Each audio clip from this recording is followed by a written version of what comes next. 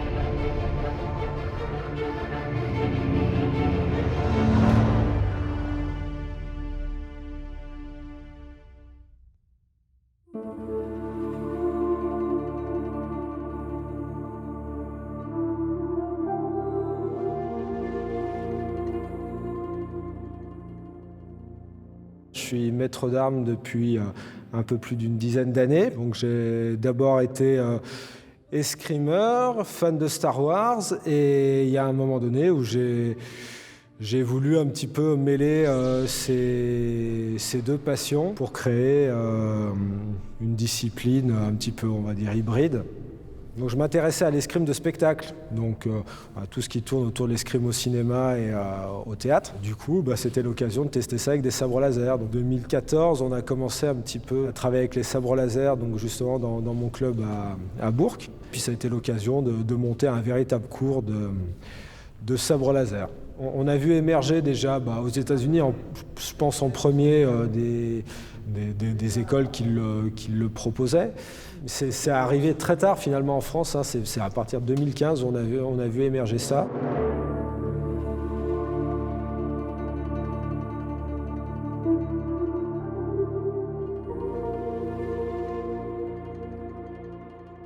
Du coup, un sabre laser, c'est l'arme d'un Jedi, c'est ce avec quoi il va se défendre. Je pense que pour moi, c'est avant tout un objet qui montre la sagesse de la personne.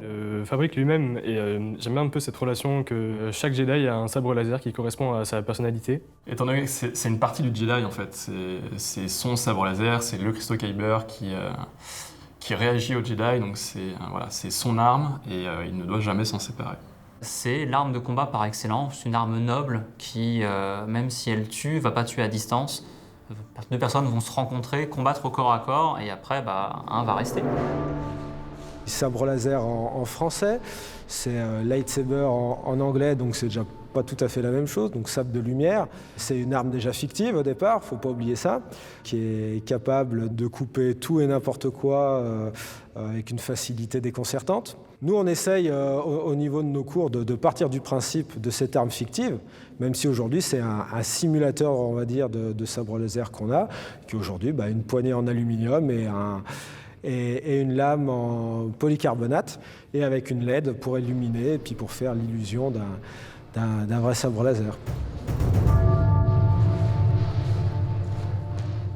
En début de chaque cours, on fait une petite méditation très rapide de quelques secondes. On n'est pas dans les méditations d'une heure ou des choses comme ça qu'on peut voir. C'est vraiment le petit outil, le petit exercice pour apprendre à se contrôler, à se canaliser. Le but, c'est déjà de se déconnecter un petit peu de la vie de tous les jours, de se concentrer, de se centrer un peu sur soi-même en début de séance déjà pour avoir l'esprit vraiment focus sur ce qu'on va faire, sur l'activité. Et puis en fin de cours, même chose, en quelque sorte pour faire un retour au calme et puis se reconnecter à notre réalité. Le but vraiment du cours, c'est de s'échapper de notre vie de tous les jours pendant une heure et demie, et de se projeter un petit peu dans l'univers Star Wars.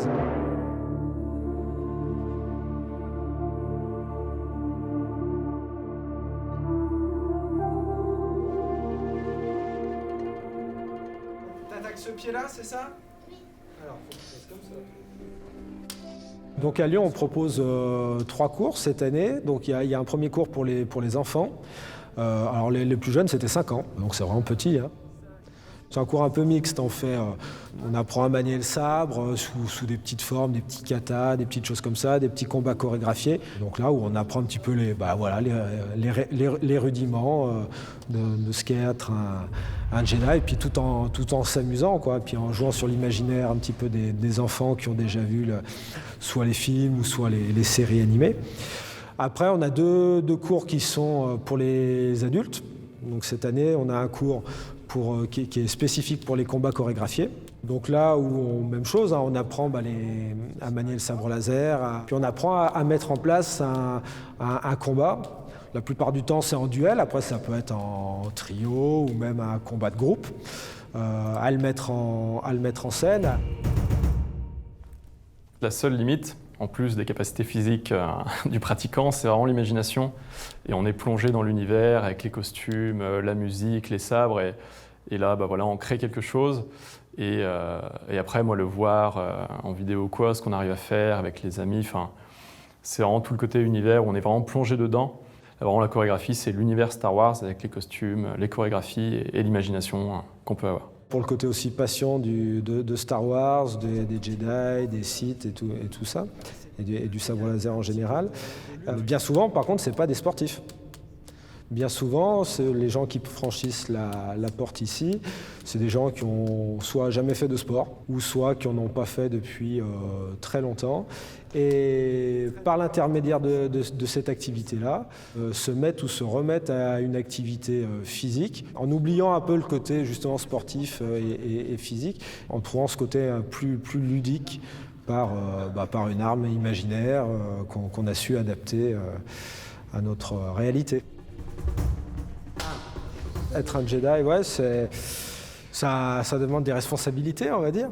Ça nécessite de se comporter d'une certaine manière, de montrer une image positive. Je pense que pour moi, c'est avant tout déjà la patience, la sagesse et la discipline. Voilà, c'est à mon avis ce qui fait les 3 piliers vraiment essentiels pour être un bon Jedi.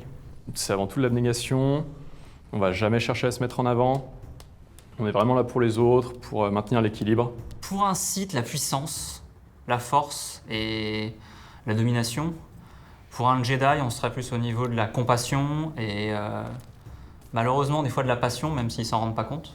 Le côté lumineux est un petit peu trop arrogant et on peut quand même beaucoup plus s'amuser du côté obscur.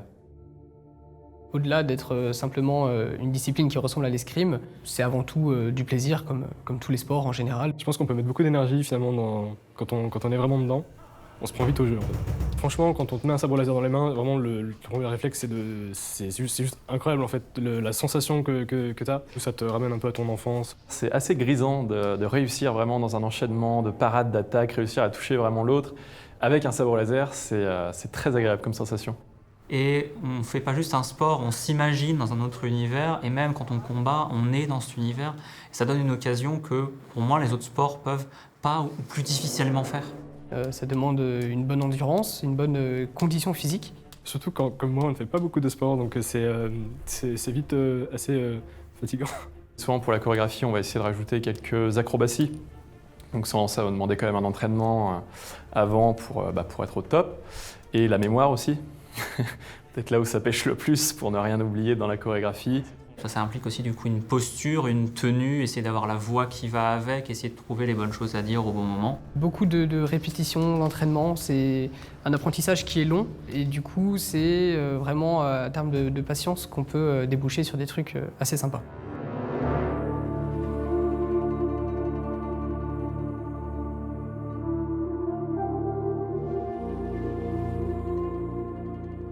On a le cours donc, de combat sportif, où là, vraiment, c'est axé sur les combats, on compte les points, et pour se préparer éventuellement aux compétitions qui peuvent se mettre en place.